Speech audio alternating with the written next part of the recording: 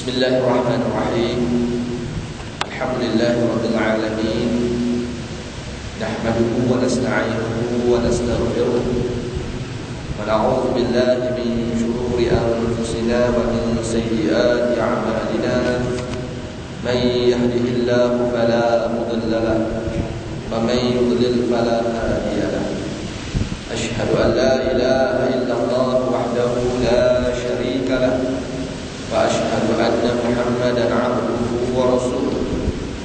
Raditu billahi rabban wa bil Islam dinan wa bi Muhammadin sallallahu alaihi wasallam rasulan nabiyyan. Qala rabbi shrah li sadri wa yassir li amri wahlul 'uqdatam min lisani yafqahu qawli. Amma ba'du fa ya 'ibadallah, usikum wa iyaya bi taqwallah faqad faza muttaqun. Alhamdulillah, bersyukur kita kepada Allah Subhanahu wa taala kerana masih lagi memanjangkan usia kita. Dan masih lagi pada malam ini kita diberi kesempatan dan kelapangan waktu serta dipilih oleh Allah Subhanahu wa taala untuk sekali lagi berhimpun bagi sama-sama menunaikan sembahyang fardu maghrib secara berjemaah. Seterusnya sekali lagi meneruskan pengajian kuliah maghrib kita. Mudah-mudahan apa yang kita lakukan pada malam ini diberkati dan dirahmati oleh Allah Subhanahu wa taala. Jadi insya-Allah pada malam ini kita akan sambung pada muka surat 415 yang mana kita tengah membahaskan tajuk yang terakhir antara taktik ataupun perancangan yang dilakukan oleh musuh adalah dengan mewujudkan ataupun mengadakan buah perasa yang bertopikkan Islam. Summa qala mu'allifu rahimahullah wa nafa'ana bi'ulumihi fid darain amin ya rabbal alamin. Keempat, Nabi Isa bin Maryam telah meninggal di bumi dan tidak diangkatkan ke langit. Baginda melarikan diri dari tekanan Yahudi dan menetap di India. Seterusnya meninggal dunia dan dikuburkan di sana. Ini akidah siapa ni? Inilah akidah golongan Qadiani. Lagi dia buat terkejut pula kan? Dia kata biar betul Ustaz Umar ni. Masa bila je Nabi Isa pergi India pula dah. Habis tu nak serbu apa-apa orang sebut je dah. Habis tu nak serbu tembok, jangan tak pakai helmet, selagi berdarah kepala. Kita dah tengah bahas tentang kumpulan Qadiani. Ni nak kena bagi lock and clear dulu. Okey, yang mana kumpulan Qadiani ini merupakan kumpulan yang diwujudkan oleh musuh Islam, yang mana ia bertopikkan agama Islam tersebut. Kalau arti katanya lain, kumpulan-kumpulan ini merupakan kumpulan yang di-create oleh musuh Islam. Okey, sebab itu akidah mereka bercanggah dengan akidah golongan umat Islam yang sebenar, apatah lagi akidah yang bersangkutan dengan golongan Ahlus Sunnah wal Jamaah tersebut. Maka kita tengah membahaskan tentang akidah Qadiani itu tadi, yang mana pada perbahasan yang lalu kita telah pun menyatakan seperti mana akidah mereka yang disebut oleh penulis kitab ini kepada kita. Antaranya yang pertama, menggugurkan syariat jihad fi sabilillah. Pok-pok Qadiani kata dah tak ada dah jihad fi sabilillah ni. Okey, itu antara akidah yang dipegang oleh mereka. Kedua, menolak akidah khatamun nubuwah. Dah lah kata perang tak ada, bahkan mereka menolak pula kata khatamun nubuwah, iaitu tiada istilah Nabi akhir zaman. Maksud kata lepas kewafatan Nabi kita Muhammad sallallahu alaihi wasallam, ada lagi Nabi yang akan dibangkitkan oleh Tuhan. Siapa pegang ni? Wah, Qadiani, bukan kita. Okey, begitu juga akidah mereka yang ketiga, Islam tidak sesuai di zaman ini. Okey, nak kata Islam tu kena ikut tamadun. Itu yang keluar istilah Islam Qadari. Islam mengikut ketamadunan. I'm sorry to say, contoh.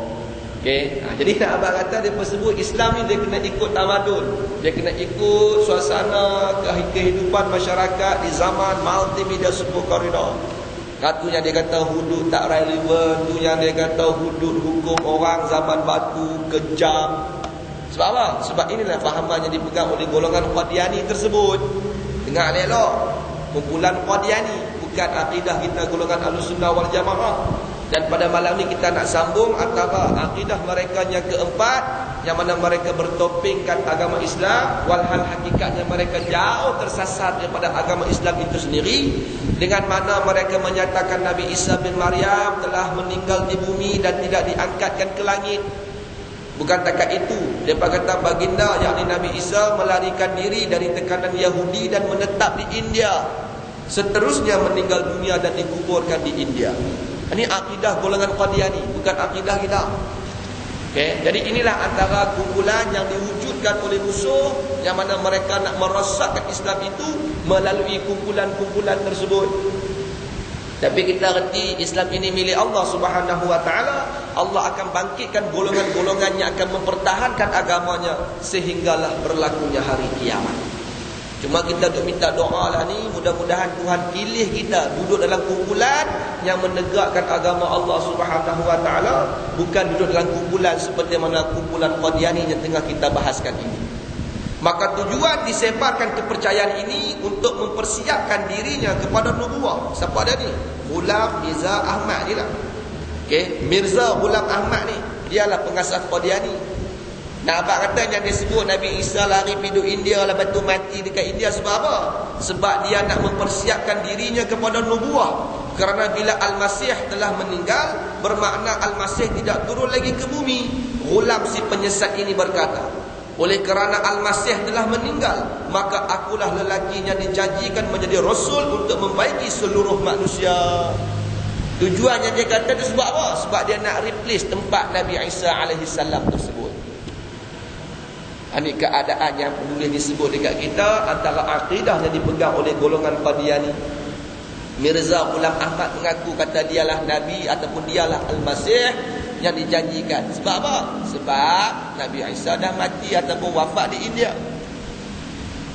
Tu pun ada orang ikut. Yang tu yang kita tak tahu.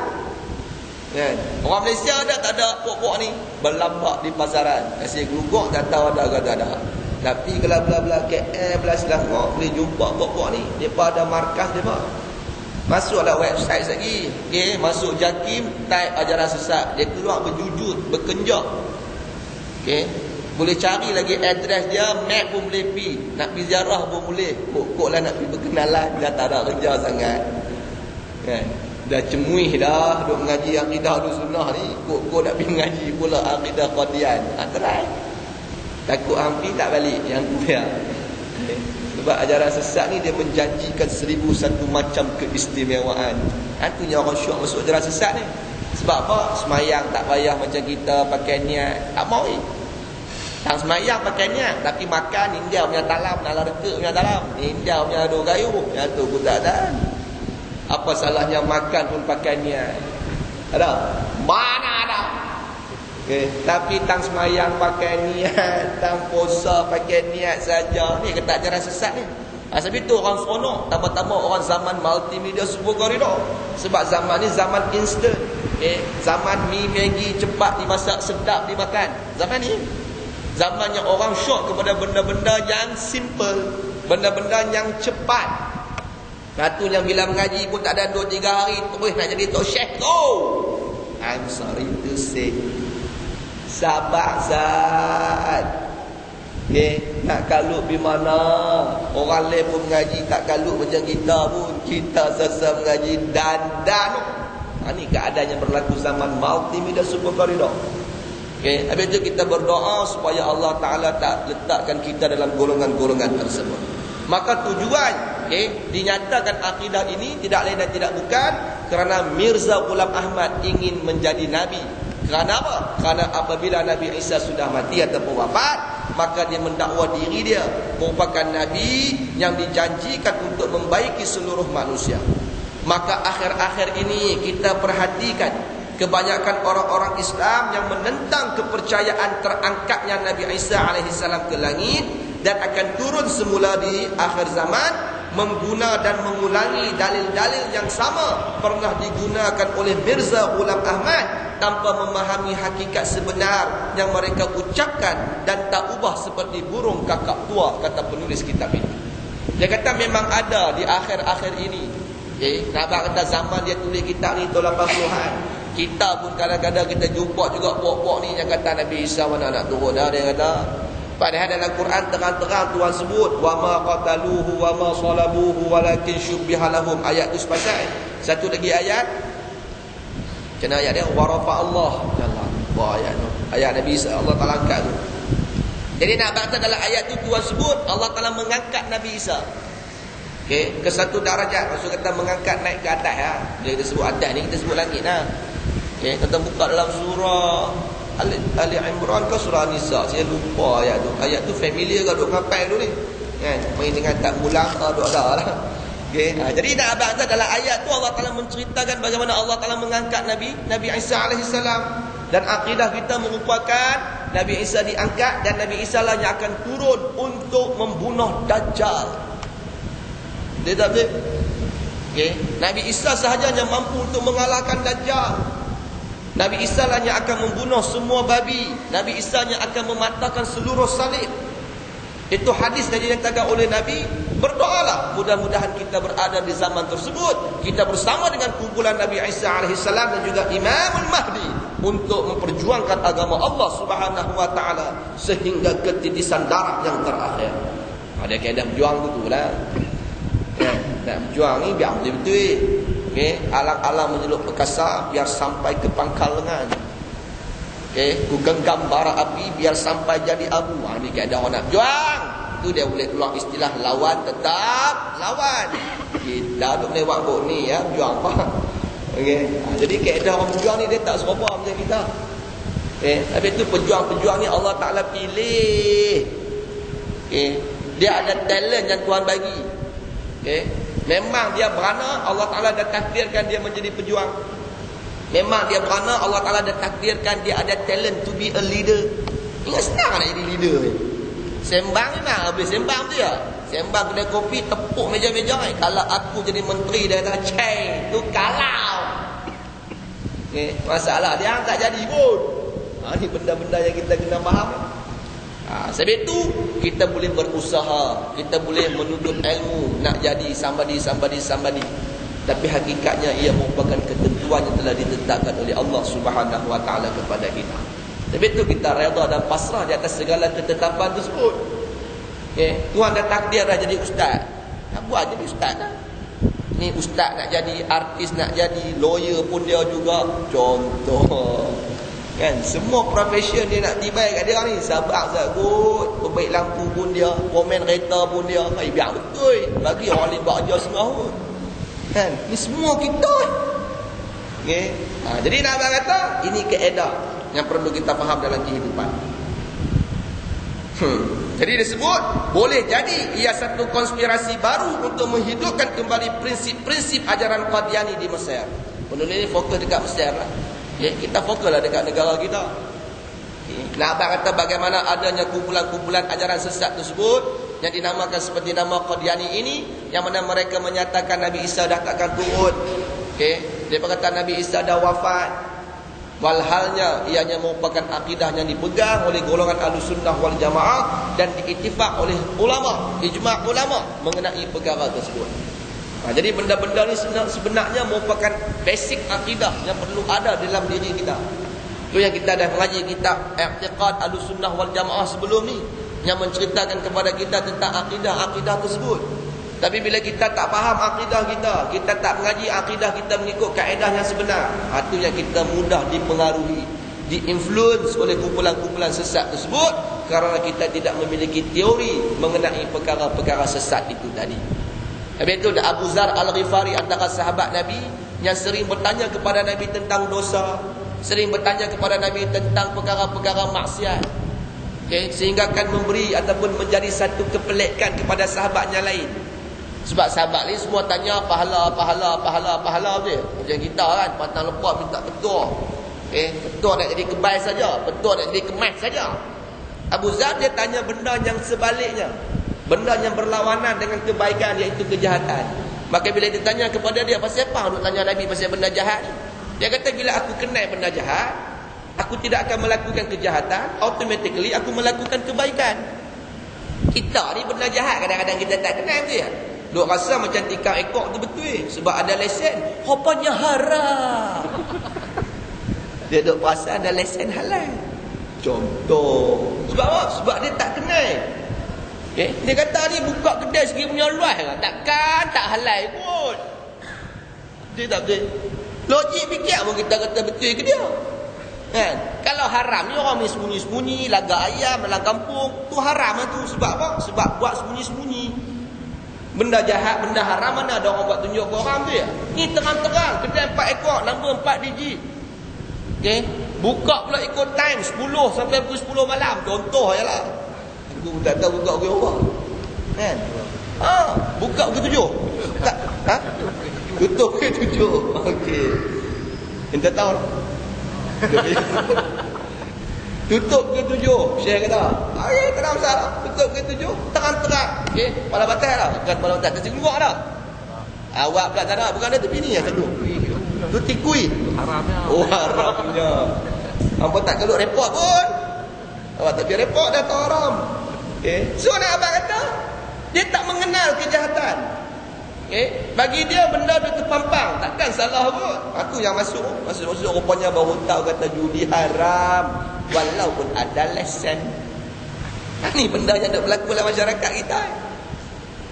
Kita tak apalah jenis mengaji ni, semua muka jernih, muka mengaji belakang ni. Dia buat terkejut lah bila aku sebut lagu tu. Yang orang tak mengaji ni memang dia lagu tu. Dia memang tak tahu kata haram. Sebab bagi dia kalau haram takkan nak buka kedai. Kalau haram takkan orang nak jual. Anda kira buah tu. Kita bukan kira buah tu, kita kira buah apa yang Tuhan sebut dalam Quran ni. Judi, arak, menenung nasib, semua tu rijsun min amali syaitan fajtanibu, kata Allah. Semua tu najis, benda yang diharamkan oleh Allah Subhanahu wa taala, fajtanibu, jauhkan diri kita daripada perkara-perkara tersebut. Kita kira kaedah agama. So bila kita kira kaedah agama, hang ada lesen ke hang tak ada lesen, kan Tuhan kata haram tetap haram. Ini kaedah kita mengaji. Inilah keadaan yang berlaku sebenarnya di dalam kehidupan masyarakat.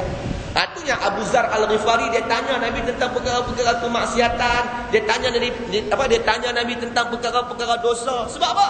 Sebab bila dia tahu kata benda tu salah, dia tak melakukan perkara tersebut, automatically dia akan melakukan perkara kebaikan. Sebab baik dengan jahat ni merupakan dua pasangan yang Allah Ta'ala jadikan. Baik, pasang dia jahat. So bila kita buat benda baik, automatically kita tinggal benda jahat. Mana ada benda baik kita buat, benda jahat kita buat dalam satu masa yang sama ada? Mana ada? Ini kaedah kehidupan. Jadi mengaji benda-benda jahat ni untuk apa? Untuk menghindarkan kita daripada terjebak dengan kejahatan tersebut. Kita tahu kata ni cakarai, kita tak minum. Kerti cakarai? Istilah bagus lah ni. Cakarai pula dah. Itu dia panggil bahasa-bahasa bombastik. Dia tak panggil ketum-ketum semua tak sedap. Cakarai. Dia kenal cakarai, so dia tak minum. Ini duk nampak macam ayat Coca-Cola lah, macam ayat Pepsi lah. Padahal cakarai pun lampu tegok. Kerti tak kerti cara orang lah nak menjaga, cara orang lah nak buat bisnes, cara orang lah nak hide daripada undang-undang. Dah dia aku tu lah. So kita tak kenal. Dia kata ni yang tebu ni India punya langgar cakarai. Bawa hantar dah siap. Jadi bila kita kenal, maka mudah-mudahan kita mampu prevent, kita mampu mencegah diri kita daripada melakukan kejahatan tersebut. Kelima, mengingkari jin. Ya lega. Antara akidah golongan Qadian yang disebut oleh penulis kitab ini kepada kita, bagaimana mereka mengingkari jin. Beriman dengan adanya jin adalah termasuk intipati beriman dengan perkara gaib yang telah diberitahu oleh Rasulullah sallallahu alaihi wasallam dan dinaskan oleh Al-Quran. Sehingga terdapat dalam Al-Quran satu surah yang dinamakan surah jin. Nah, abang kata jin ni merupakan makhluk Allah Subhanahu wa taala. Yang mana akidah kita golongan Ahlussunnah wal Jamaah meyakini kewujudan makhluk yang bernama jin tersebut. Walaupun kita tak nampak dia nampak kita. Yang tu tension tu. Dia jenis orang nampak kita tak nampak orang ni, tension tu ya. Dia kalau nampak sama nampak tak apa lagi, senang nak lawan dia. Dia jenis tak nampak, dia nampak kita. Tu yang dia duduk lupa kepala. Jadi Nabi kata kita yakin adanya makhluk yang bernama jin. Hatta dalam Al-Quran Allah Ta'ala menceritakan perihal jin melalui satu surah yang disebut surah jin. Itu yang kita duduk mengaji tu kan, surah jin. Tu yang jin cerita pula dah. Tu yang Allah Ta'ala cerita bagaimana jin mengkhabarkan manusia ni suka pergi cari mereka untuk buat jahat kepada manusia yang lain. Bacalah surah jin. Sebab itu nak baca, nak jumpa jin, nak tengok jin, boleh beramai dengan surah jin. Dia ada petua dia. Saya tak ambil petua-petua tu, aku tak mau tengok. Ada ustaz dia boleh bagi petua. Baca 40 kali surah jin, dia kata tepuk kepala kau, tepuk telinga kau, nak minta petua. Kan? Kita boleh nampak jin. Tak pun tepuk mata kan. Buka hijab, nampak jin, rupanya ramai. Lepas tu tutup balik, tepuk-tepuk tadi tutup, mata nasi hang. Ya, ada orang boleh buka hijab nak tutup tak reti pula dah. Nampak habis semua alam baik ni, jin hantu raya meleleh kat luar dengan lidah semua keluar. Punca, tak ada kerja. Ada orang dia mau benda lagu tu. Tafadhal, kita tak mau. Kita takkan manusia ni pun tak larat tengok ni. Kan? Bukan kata jin, orang pun cuma tengok. Tak larat tengok dengan macam ragam. Keluar masjid lagi macam-macam dengan seluar ketat, baju ketat, macam-macam lah ada. Hak laki cara laki, hak perempuan cara perempuan. Tu pun gagah nak topak tengok jin lagi. Tak ada pasal. Tapi kalau tuan-tuan mau sila, boleh cari ustaz-ustaz yang boleh bagi petua. Kok siapa-siapa yang reti ke masalah-masalah ghaibiyat ni, dia boleh. Sebab benda tu boleh mengaji. Saya bak terang tak mau menuduh semua. Habis tu bab-bab perawat Islam pun semua jenis ustaz telefon bayar tawang semua jangan telefon aku. Aku tak reti. Suruh orang lain. Kita jenis beramai untuk prevent kita je. Nak berubat untuk orang tak reti. Tapi ada ustaz dia boleh. Dia mengaji semua, dia minat. So never mind. Sebab benda fardu kifayah ni kalau semua tak reti pun payah juga apa ya. Hantar anak pergi hospital pun doktor kata awak balik tak ada apa ni, kami check tak ada apa. Habis riak tak mau berhenti. Haru. Kena cari juga orang tua tiba ayat dawang apa semua kan. Buih pergi balik, anak kita pun diam. Sebab apa? Jin balik rumah dah. Rupanya jin pakai tonceng kacau dah. Ini kita yakin akidah kita. Tapi golongan Qadian tak meyakini alam jin tersebut. Bagaimanapun dia kata, musuh-musuh Islam ingin menghapuskan akidah ini dengan apa bentuk bayaran sekalipun. Nak abang kata bila dia menghapuskan akidah keyakinan kepada perkara gaib dengan tidak meyakini adanya jin, maka dia akan relate dengan perkara-perkara gaib yang lain. Dia akan sampai kepada tak yakin adanya malaikat, tak yakin adanya syurga, tak yakin adanya neraka, tak yakin adanya dosa pahala. Sebab benda tu bukan benda kita boleh tunjuk dengan mata. Kita pernah tengok pahala kita banyak mana? Pernah tengok dosa kita banyak mana? Tak pernah. Kita hanya meyakini tentang adanya dosa dan pahala tersebut. Jadi benda ni dibuat sedemikian rupa sebab apa? Sebab mereka ada perancangan di sebalik kaedah ataupun akidah tersebut. Maka mereka sanggup membayar dengan harga yang mahal ataupun dengan apa bentuk harga ataupun bayaran sekalipun demi untuk menghapuskan akidah kepercayaan kepada perkara gaib tersebut. Mereka telah mendorong Ghulam Ahmad mengingkari wujudnya jin dan mentafsirkan ayat-ayat yang berkaitan dengannya, yakni dengan jin, dengan tafsiran yang menyeleweng. Objektif dia satu, supaya masyarakat tak mempercayai perkara-perkara ghaibiyat ataupun perkara-perkara yang tak mampu untuk kita tunjuk dengan mata, yang kita mampu hanya mendengar dengan telinga sahaja. Benda-benda sam'iyat, benda-benda yang kita hanya mampu mendengar tapi nak tunjuk tak boleh. Tapi kalau orang yang Tuhan bagi anugerah ilmu, dia boleh tunjuk kat kita. Dia kata nak tengok jin belakang rumah hang, jangan kacau malam-malam. Nice ni dia kata. Dia pun baca ayat apa, sapu muka kita pun buka-buka, dia punya besar. Kita puas dah tengok, kita pun kita jadi. Dia pun sapu mata kita, tapi tak nampak balik jin tu. Jin pun waktu tengok kita buat is. Dia pun tahu kita boleh tengok dia kan. Bukan senang nak tengok dia. Dia pun kita tengok. Is. Kan? Jadi nak kata ni kehidupan. Tapi itu alam ini ataupun dunia ini satu alam banyak penghuninya. Itu yang kita jumpa macam-macam dalam kehidupan kita. Tapi depend lah. Kalau tuan-tuan suka, boleh. Tak mau, tak payah. Alright? Maka mereka menggunakan Mirza Ghulam Ahmad untuk menyelewengkan ayat-ayat yang bersangkutan dengan perkara ghaibiyat tersebut. Yang peliknya kata penulis kitab ini, orang-orang Islam yang menyeleweng dari sudut pemikiran sekarang menjajah akidah mengingkari jin dan mentafsirkan Al-Quranul Karim yang berkaitan dengannya dengan tafsiran yang sama seperti yang pernah dilakukan oleh si penyesat ini. Nah, abang kata di mana ada benda yang jatuh pasti ada pengutip. Itu yang Arab sebut likulli saqit laqit. Nah, abang kata setiap benda yang jatuh, saqat ni maksud kata jatuh, laqit akan ada orang yang kutip. Betul tak betul? Cik ni mari jatuh. Okey. Orang kutip lagi tengok oh 5 kutip. Nah, abang kata setiap benda yang jatuh ni akan ada orang yang mengutip. Dalam arti kata setiap perkara ni ada orang akan tiru. Itu maksud dia. Okay. Benda-benda menyeleweng ni, akidah-akidah sesat ni, walaupun sesat, akan ada juga orang Islam yang akan turut, akan tikam turut ikut kesesatan tersebut.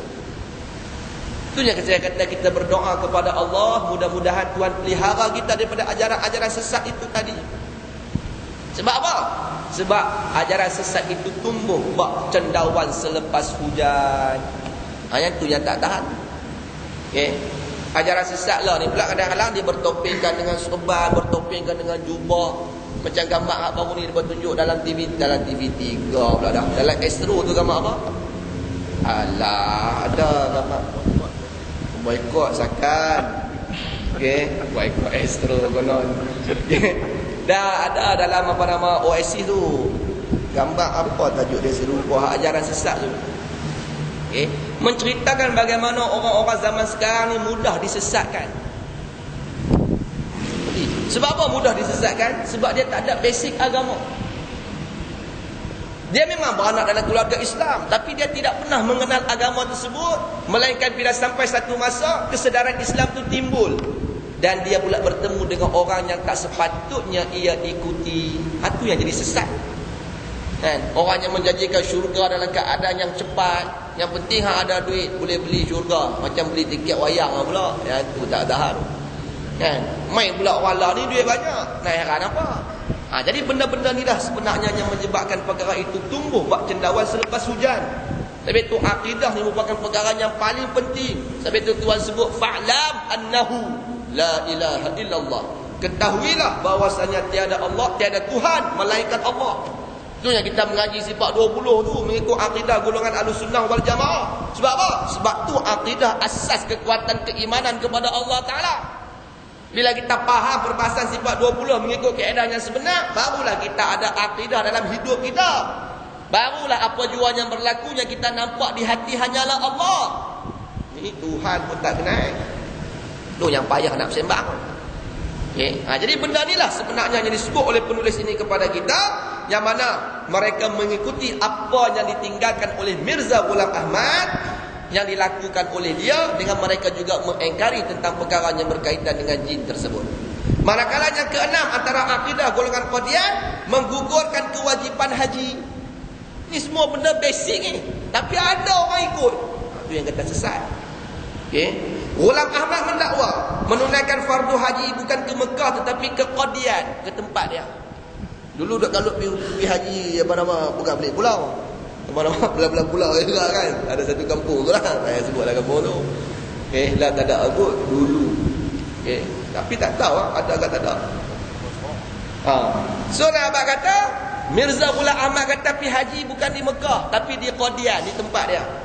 Dengan itu dia kata, terlaksanalah tujuan musuh-musuh Islam untuk memalingkan tumpuan orang-orang Islam dari Mekah. Okey. Akhir sekali, berbuka di siang hari bulan Ramadan adalah antara sifat Nabi baru ini. Orang puasa buka malam, dia puasa buka siang. Malam makan macam biasa juga lah. Ni antara ajaran sesat yang dibawa oleh Qadiani, Mirza Ghulam Ahmad, tapi ada pengikutnya.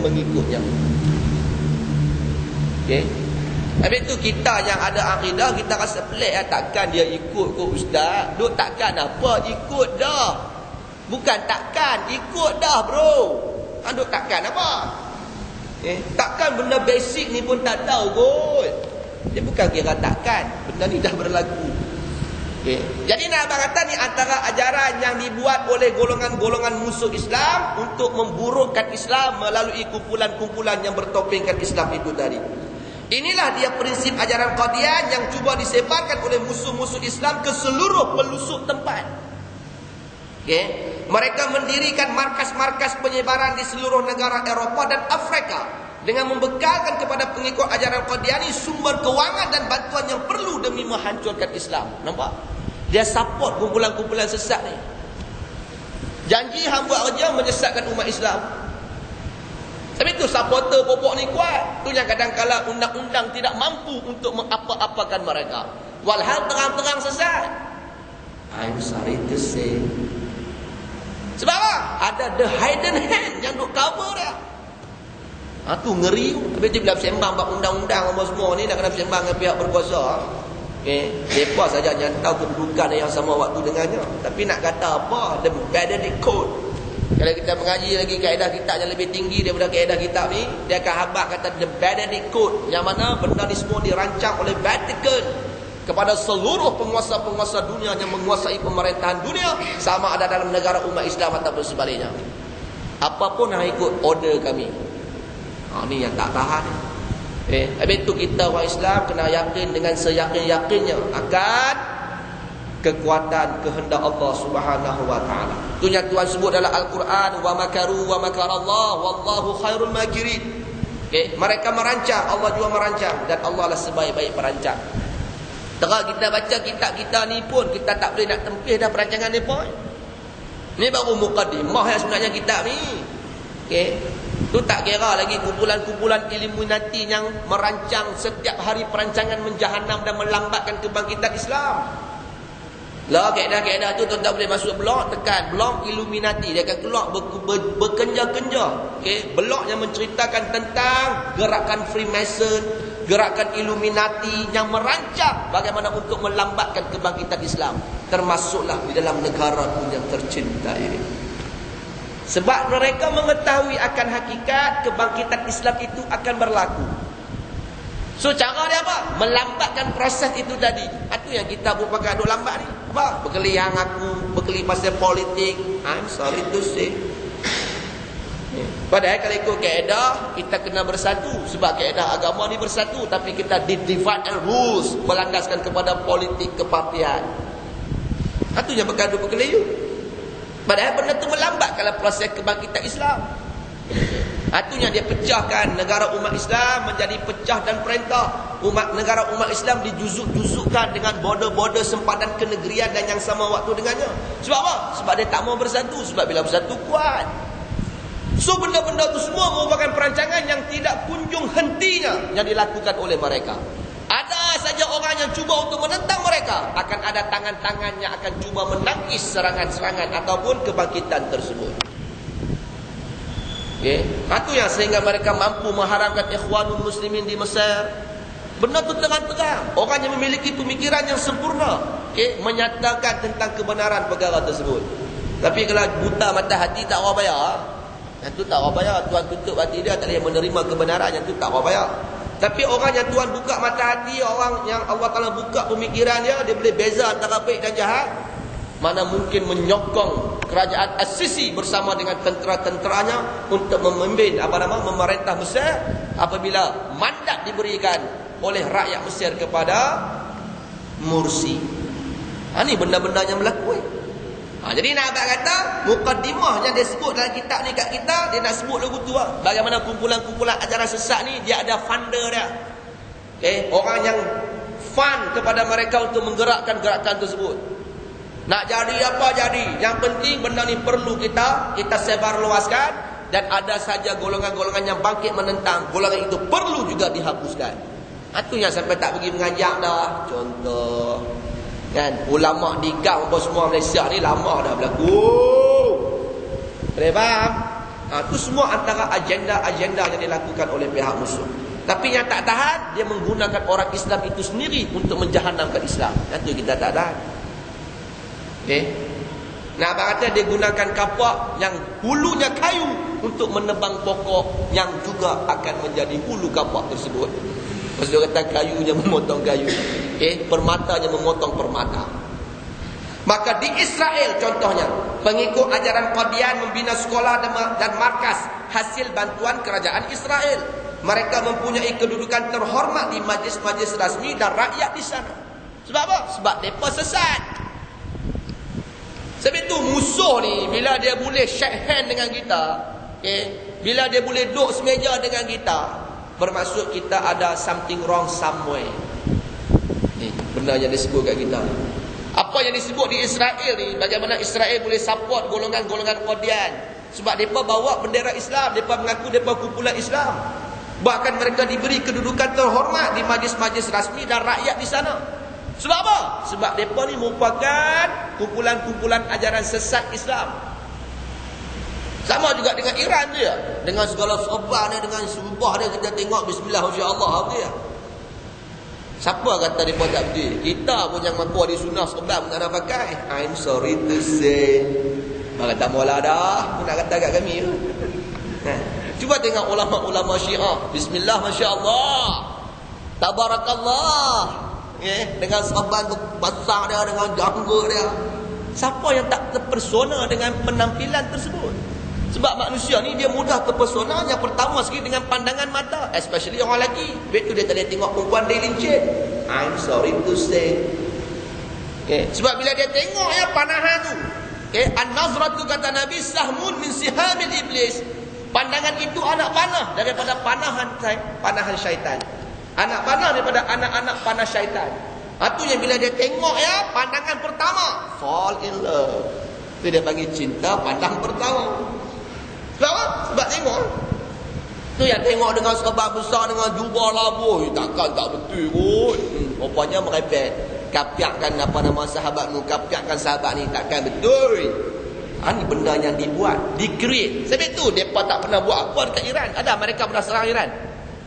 Kok kita duduk mengaji sejarah dunia lah, dia pernah serang lah kot sekali. Ada? Mana ada? Sebab apa? Dia nak wujudkan suasana tersebut supaya nampak hak yang tu betul. Hak kita ni merepek, melewat, balik-balik ni tak betul. Kan? Padan dengan kita pun syiar Islam tu tak mau tunjuk langsung. Dia faham? Janggut-janggut kira duk kikih buang. Contoh. Sobat-sobat pun payah nak lipat, nak buang atas kepala. Contoh. Kan? Padahal itu syiar. Faham syiar? Syiar ni abang kata itulah penampilan seorang Muslim. Bukan suruh 24 jam. Puak-puak siapa nama Iran 24 jam. Ayatullah dia semua 24 jam tu. Kita tak boleh ikut dia. Aku pun memang mengajak ngampak yang berkesepan. Jumpa peluang tak pakai, pergi ke piah tu kira gagah tu. Baguslah berampah tu yang tak pakai. I'm sorry to say. Dia habak banyak kali dia suruh pakai. Dia kata tak boleh pizza, nampak tua. Itu yang tak tahu. Sebab Melayu punya style bila sebut serban-serban ni dia allergic. Allergic apa? Yang pergi Mekah dia boleh pakai serban, yang tak pergi Mekah dia pakai serban. Tu yang kata Melayu. Kan? Yang tak tahan akhir zaman ni, hak balik Mekah pun tak pakai. Tu yang tak tahan. Hak tak pergi Mekah gagah tak pakai dia. Hak balik pun tak pakai. Malu-malu. Tapi duduk di Mekah lilik mau tahu, tangkap gambar selfie sana selfie sini waktu duduk di Mekah. Balik main 3 hari lah, pakai jugalah 3 hari, lepas tu serban simpan dalam almari. Bila nak pakai mati. I'm sorry to say. Mati kalau mana serban buat hang tu ni hak beli kat Mekah. Betul tak betul benda ni? Kalau betul tuan mengaku, tak betul tak mengaku. Dia tak ada, saya pakai okey, hang pakai tak apa, hang tak pakai. Padahal benda tu syiar. Kalau bukan kita yang menghidupkan sunnah, siapa lagi? Buat syiar hidup. Itu buat syiar dengan serban, dengan jubah, bukan tekas lapis, 2 lapis. Padahal benda tu benda sunnah, benda yang ditinggalkan oleh Rasulullah. Tapi kita yang kata mengaku Ahlussunnah wal Jamaah ni tak mau ikut, malu dah yang sama waktu dengannya. Inilah benda yang dikreat oleh musuh. Sebab itu dia fun untuk apa? Menggerakkan ajaran tersebut. Dari itu jelaslah kata penulis kitab ini, Jamaah Qadiani ini adalah jamaah campuran Yahudi, Kristian lebih banyak dari Islam. Nah, abang kata Jamaah Qadian ini merupakan campuran akidah Yahudi dan Kristian, yang mana akidah Yahudi dan Kristian itu lebih banyak daripada akidah Islam dalam kumpulan Qadian tersebut. Bahkan kadang-kala ia tidak mempunyai hubungan langsung dengan Islam. Nak ada hubungan apanya? Akidah menggugurkan kewajipan haji bukan daripada Islam. Mengingkari jin bukan daripada Islam. Mengingkari Nabi Isa bukan daripada Islam. Islam tak sesuai zaman ini bukan daripada Islam. Menolak akidah khatamun nabuwah bukan daripada Islam. Itu semua bukan akidah Islam tu. Menggugurkan syariat jihad fisabilillah bukan daripada Islam. Tapi mereka mengaku mereka kumpulan Islam. Ini yang berlaku dalam masyarakat kita. Benda ni yang nak diekspos oleh penulis ni kepada kita, supaya kita berfikir dalam keadaan yang sebenar. Betul ke tak betul apa yang duk berlaku sekarang ni dalam kehidupan kita ni?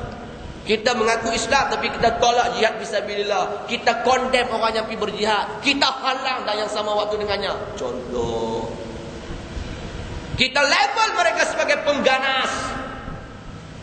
Kita sendiri yang melabelkan rakyat kita. Itu yang kita tak tahan. Dah kita tak boleh pi, orang boleh pi, bagi lah dia pi. Tak boleh Ustaz, dia bawa nama kita. Dan marah. Sebab apa? Boleh mengefekkan hubungan kita dengan pihak antarabangsa. Itu pun tak ada. Tak apa payah. Sebab apa? Duduk dalam batu yang sama. Kita dah duduk dalam keranjang musuh tu. Nak keluar bukan senang. Buku ni kita boleh mengaji ya, teori ya. Aku pun boleh cerita, terang boleh cerita ya lah gambar. Nak ubah benda ni dengan senang. Tapi biarlah ia sekadar teori, dengan izin Allah Subhanahu wa taala ia mampu untuk kita ubah apabila sampai masanya. Bila? Tak tahu. Yang penting kita reti kata kita sedang dirancang dan kita duduk dalam perancangan musuh tersebut. Ni sampai tak tahu kata kita kena frame dengan musuh ni. Duk sono ya macam orang duk bagi ayam makan kan. Ayam pun punya makan lah pada tuan bagi ni. Rupanya nak kena sembelih. Tu yang dia tabung makan, dia tabung makan, dia tabung makan. Okey, ni bakal duk tabur, Pak. Tabur tu beratur. Okey, bapa, duk pi update alamat. Nak dapat brim soal sebelah tu. Contoh. Kan, lembaga hasil dalam negeri tadi saya pergi Penang. Kena ada program dengan depa. Oh dia punya beratur tu lah. Semua nak pi update alamat kan. Sebab apa? Brim. Okey, hak online tak apa, hak online yang tak pergi. Beratur lah, beratur. Mata lah siap. Okey, minyak 97 ada lagi tak? Tak. Petronas ni pun tak ada? Ni tak ada? Tak mana ada? Minyak kita aku tak ada ni. Okey. 97 boleh habis, tak tahu lah. Satu Malaysia pula habis. Itu kita tak tahu. Baru minyak gas lagi. Ni keadaan yang berlaku. Okay? Jadi benda-benda ni semua merupakan perkara yang kita kena reti dan kita kena faham. Dan benda tu nak berubah apabila sampai masanya. Berdoalah, mudah-mudahan kita lah menjadi ejen-ejen perubahan tersebut. Okay? Namun bahayanya kata penulis kitab ini ialah jamaah ini menyebarkan ajarannya kepada umum di atas nama Islam. Yang tu kita tak tahan. Dia pun kata dia Islam juga. Okay? Dia sebar pula secara umum, public. Tu yang kadang-kadang kita pening. Okay? Jawatan Kuasa Fatwa Kebangsaan menyatakan kita di Malaysia akidah Ahlussunnah wal Jamaah. Itu akidah kita. Datang makin yang bersangkutan dengan Syiah boleh diamalkan, tidak boleh disebarkan. Alah pening lah. Apa tak pening? Padahal mengaku dah kata kita ni akidah golongan Ahlussunnah wal Jamaah. Okey. Berdepan dengan masalah Syiah boleh diamalkan, tidak boleh disebarluaskan. Ni apa stand ni? Ngeri tak ngeri kenyataan ni? Ngeri bro. Okay. Sepatutnya benda yang tak bertepatan dengan Ahlussunnah cut. Bukan cut and case. No, cut terus. Ni cut and case pula dah lagi. Ni keadaannya, ni yang dia sebut kat kita ni. Okay. Nah, abang kata bagaimana keadaan itu berlaku. Mereka menyebarluaskan fahaman sesat mereka di tengah-tengah masyarakat umum Islam. Bahkan tidak ada sebarang tindakan yang diambil dan dikenakan kepada penyesat-penyesat ini. Hak betul pula tak boleh nak mengajar. Yang tu aku tak tahu. I'm sorry to say. Hak mengajar betul ni. Okay? Tak diberikan kebenaran untuk meneruskan kuliah dan yang sama waktu dengannya. Ni kata akhir zaman. Okay? Sebab itu fitnah akhir zaman ni bukan senang bro. Berdoalah supaya Tuhan menetapkan pendirian kita. Doa supaya Tuhan tak uji kita tanpa kita mampu untuk menghadapi ujian tersebut. Okay. Sebab akhir zaman ni kaedah dia lagu tu. Hak elok nampak tak elok, hak tak elok nampak elok. Tu kata akhir zaman. Tu kata dunia semakin hampir dengan penghujung dia. Okay. Ni benda yang disebut dekat kita. Maka musuh-musuh Islam cuba menyebarkan dakwah songsang ini ke Mesir. Contohnya, pada tahun 1940, mereka telah menghantar 2 pelajar menuntut di kuliah Usuluddin Universiti Al-Azhar. kedua pelajar ini cuba menyebarkan buku-buku ajaran Qadiani Ahmadiyah. Apabila hal ini diketahui oleh Syekh Azhar, beliau telah membentuk satu jawatankuasa dianggotai oleh ulama-ulama besar dengan diketuai oleh Syekh Abdul Majid Al-Libad, dekan Fakulti Usuluddin di masa itu. Jawatankuasa tersebut telah memutuskan pengikut-pengikut ajaran Qadiani adalah kafir. Pelajar terbabit pula dipecat dari Universiti Al-Azhar. Ini dia cerita apa yang berlaku di Mesir. Nah, abang kata dia menghantar 2 orang pelajar yang berakidah dengan akidah Qadiani. Dah lah pergi mengaji dekat Al-Azhar. Okey, kuliah Usuluddin tak apalah, kuliah Usuluddin ke kuliah apa ke. Dia sebarkan pula buku-buku ajaran Qadian itu kepada pelajar-pelajar Al-Azhar. Nampak berani tak berani? Beranilah. Okey. Nah, abang kata bukan tak tahu hang tu sesat. Tapi yang boleh sebarkan pula. So bila disebarkan, buku tu sampai kepada rektor, buku tu sampai kepada Syekhul Azhar, buat meeting. Okay? Meeting pula bukan cokam-cokamnya, semua qualifiednya. Meeting menyatakan memang ajaran mereka merupakan ajaran yang terkeluar daripada Islam. Maka pelajar tersebut dibuang daripada Universiti Al-Azhar. Okay? Kita balik bijak rumah, macam mana kaedah dah. Okay? Satu yang kata tak boleh nak disebarkan, boleh diamalkan. Satu jadi kita. Kita tak berani nak cut benda tu. Okay. Sebab itu virus ni bila kita tak prevent ataupun bila kita tak cegah dia merebak. Lah duk kalut dengan transgender, kalau bersembang dengan geng-geng yang duduk di pejabat agama tu, file yang yang difilekan permohonan untuk keluar daripada Islam. Dalam arti kata kes murtad. File dah. Ni keadaan yang berlaku dalam masyarakat kita. Dulu mana ada orang ni tulis. Tuan-tuan masuk Malaysia gini kan, baca dalam Malaysia gini kan, saya gay, saya pondan. So what? Dia tulis kan. Dia sebut kat situ, kalau tak silap saya kat bawah tu ada seorang budak tu. Okay. Dulu berani pondan mengaku dia pondan. Mana ada sampai tu. Zaman kita lah ni dia boleh declare dia pondan, so what? Kalau aku pondan pun nak kata apa? Wih, ngeri. Tu yang kata zaman muktakhir. Ni keadaan yang kita nak kena faham. Sebab apa? Sebab kita duduk di zaman tersebut. Apa yang kita nak persiapkan dalam diri kita, apa yang perlu kita lakukan untuk menghadapi suasana-suasana ini. Inilah antara benda-benda yang kita hadapi bertepatan dengan waktu yang kita hidup di zaman multimedia super koridor. Sebab itu tak ada cara lain melainkan kita kembali sepenuhnya kepada Islam. Itu je jawapan penyelesaian. Okay. Nah, abang kata kita orang Islam ni kena solid meyakini ajaran Islam kita yang sebenar, bukan ajaran Islam yang tak sebenar. Sebab dia ada ajaran Islam yang tak sebenar macam Qadian. Ni nak masuk pula Bahaiyah ni, kumpulan Bahai ni. Ini juga merupakan antara kumpulan ajaran sesat yang ada juga di Malaysia. Boleh masuk website JAKIM lagi cari kumpulan Bahaiyah ni dengan kumpulan Qadian ni. Ada ke tak ada di Malaysia? Masuk lagi. Siapa ada telefon lah boleh search. Kalau tak percaya, ada ke tak ada ajaran ni di Malaysia? Ini keadaan yang berlaku. Di mana penguasaan terhadap mereka yang sesat tersebut. Habis tu undang-undang yang ada tak mampu nak mencegah benda-benda ni daripada terus tersebar. Okay. Habis tu dia boleh lawan, dia boleh fight. Okay, dia fight di civil court, dia fight dalam apa nama Islamic court, apa nama dia panggil syariah court. Okay. Jadi benda-benda ni lah sebenarnya yang kita nak kena sedar. Bukan takat kita, generasi kita yang lagi akan datang. Kalau bukan kita yang memperjuangkan benda ni, okay, kita takut nanti keturunan-keturunan kita kencing atas kubur kita. Sebab apa? Pok-pok ni dulu tak boleh haram.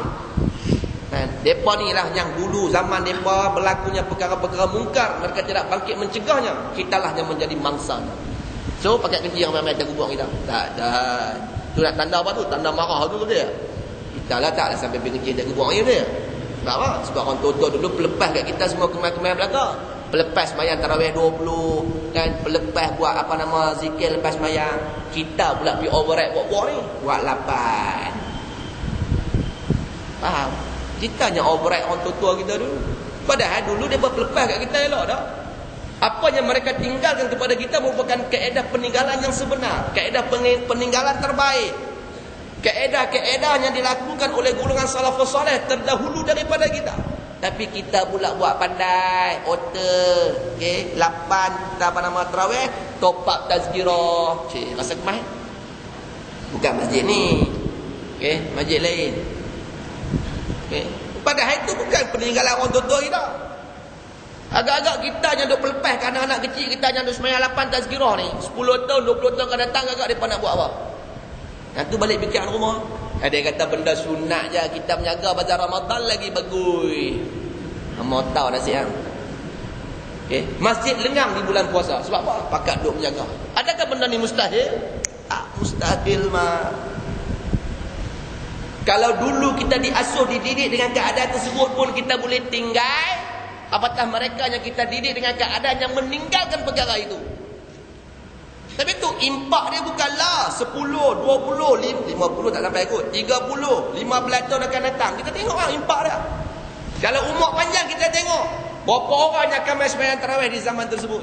Silap-silap Tok Bilal dengan Tok Imam ya. Fadlan minallah wa ni'mah Tok Bilal, Tok Imam. Sambut. Okay. Sebab apa? Alah dia kata benda sunat je, nak kelup pergi mana? Dia. Sembahyang tarawih ni sunat je. Tak buat pun tak kelup apa dia kata. Dia dah tak merasai kelebihan Ramadan, dia dah tak merasai kehebatan Ramadan, dia tak rasa. Sebab kita yang ditarbiah di zaman kita untuk merasainya juga, sudah tidak merasainya di zaman sekarang. Sebab kalau nak balik tengok Astro, bukan kalau nak balik buat apa pun, balik melepak kedai Tom Yam, balik melepak TV. Itu yang kita buat lepas 8 je. Bukan hampa ni duduk cerita ni, orang lain belah-belah uyuku ganda pun. Bukan kok balik nak baca Quran 2-3 juzuk kat bulan puasa, tazarruh tipu lah. Tengok muka pun kenal. Bukan hampa ke dia. Dengan duk perasan pasal apa? Duk jadi ikut pasal apa? Tak nak buat pun. Itu tera kita yang mendapat pentarbiahan daripada tok-tok kita, orang tua-tua dulu. Bayangkan anak-anak kita yang duk main 88 ni. Ni impak dia. Ini merupakan perancangan halus sebenarnya. Okay.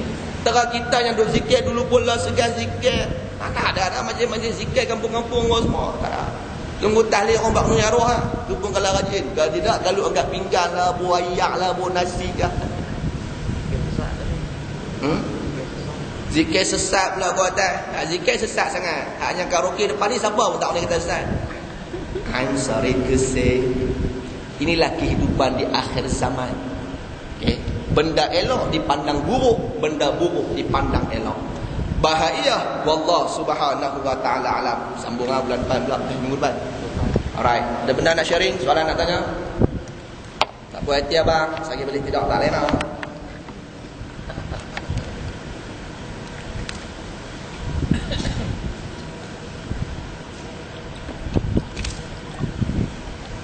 Tukang tanya tak main.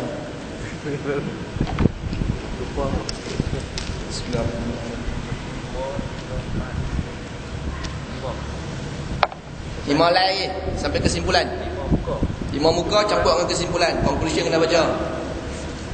Tak lambat dah ni, bulan depan habis kot. Tamatlah riwayat kesan degil lepas ni. Lebih kurang 7 muka surat lagi, insya-Allah kita berhabislah ke depan ni. Lepas tu bolehlah cari ustaz lain pula mengajar tempat saya. Habis ya. Habis kita ni kira apa? Degree Usuluddin lah. Itu yang nak abang. Habis kitab ni sama level dengan budak Universiti Al-Azhar, kuliah Usuluddin, dakwah, akidah, falsafah tau. Yang saya mengajar ni merupakan silibus saya mengaji di Azhar ni. Bukan aku mengajar cokek-cokek macam ni. Ni silibus universiti lah. Okay. So nak abang kata apa? Habis kitab ni bermaksud layaklah untuk memegang degree Usuluddin, akidah, falsafah daripada Al-Azhar University. Aisyah tak payah kot, kira apa ya. Lepas tu cari ustaz lain pula, ikut suka nak mengajar Allah. Saya berakidah, saya dah settle. Okay, amanah saya untuk sampaikan kepada rakyat ataupun masyarakat Tasik Kelugong khususnya settle. Tu benda yang saya mengaji. Bab akidah. Okay, bab fiqah cari ustaz fiqah, bab tasawuf cari ustaz tasawuf. Sebab kaedah mengaji lagu tu. Okay. Itu kan nak tak? Tunggu lah kita jumpa surat. Berapa puluh tahun dah banyak macam ni? 10 tahun. 10 tahun tu saya start mengajar. Saya mula kerja dekat Pejabat Agama Pelabatan. Masa tu saya mula mengajar kitab Misbahul Munir. Naik habis kitab Misbahul Munir, sambung pula dengan I'tiqad Ahlussunnah wal Jamaah karangan Kiai Sirajuddin Abbas. Habis sambung pula kitab ni. Habis cukup nak buat master cari ustaz lain okay. Aku juga nak jadi musyrik apa, sabar tak kot. Master cari ustaz lain Habis, tak ada soalan? Semua balik tidur lain tu yang paling penting okay. Sebab bila dia merekam di hati, dia tidur tak lain taubat tidur tak lain. Dia duduk geram kat aku okay. Dia duduk geram kat ustaz tu. Dia lagi cari kawan-kawan ada yang bertelefon Ustaz Umar. Lah kan zaman senang, WhatsApp senang, Viber senang, hantar mesej boleh. Dia mula pukul 3 pagi lagi nak tidur tak boleh ni, pukul 3 hantar mesej. Agak-agak bro, pukul 3 hantar mesej. Sopang pergi ketuk pintu rumah aku pukul 3, nak abang kata saya tak puas hati kat ustaz. Pukul 3 nak abang tak puas hati. Mata nasihat. Okay. Orang pukul 3 ni abang kata ni mak saya meninggal. Tak apalah juga nak abang kata mati boleh tak? Ni abang tak puas hati lah pukul 3 pagi. Yang saya duk cerita ni sebab kes dah berlaku. Tu aku cerita. Kita dah suruh habak dia tak puas hati, apa dia tak bang. Pukul 3 lagi dia tak mesti. Saya rasa terkilan dengan kata-kata ustaz tadi. Woi, ni bukan waktu nak meluahkan perasaan mah. Pukul 3 ni orang nak tidur, nak bagi pukul 4 lagi, 4.30, pukul 5 nak tahajud. Anda buat luah perasaan, apa masalah? Tapi tu masa tu kena hati. Tapi tu kaedah saya very transparent. Siapa menguji lama tahu apa rumah macam biasa, ustaz apa ni. Tak. Kita jenis two way, bukan one way. Okay. Tak apa dia bang, tanya. Saya kerti saya jawab, tak kerti lah. Tanyalah orang lain, berlambak orang lain boleh jawab. Okay. Ustaz malu anak abang tu. Saya tak tahu soalan yang tanya ni. Tak merendahkan martabat seorang ustaz pun kalau dia kata dia tak tahu. Bahkan habang kata saya tak tahu tu setengah jawapan. Wallahu alam itu ni 10 jawab. Faham? Tak setengah lagi jawab. Kalau kerti, tak kerti dua gagah jawab apa. Sebab kita bukan kerti semua. Ni dah habang kata tak kerti, malu. Ngaji Azhar ni tak kerti. Perah. Boleh faham? Habis. Tak ada apa? Wallah subhanahu wa ta'ala alam. Bismillahirrahmanirrahim. Allahumma salli ala Sayyidina Muhammad wa ala ali Sayyidina Muhammad. Allahumma aftah alaina futuhal arifin bihikmatika wanshur alaina min khaza'in rahmatika wa dhakkirna ma nasina wa 'allimna ma jahilna birahmatika ya arhamar rahimin. Rabbana atina fid dunya hasanah wa fil akhirati hasanatan wa qina 'adzaban nar. Wa sallallahu ala Sayyidina Muhammad walhamdulillahi rabbil alamin.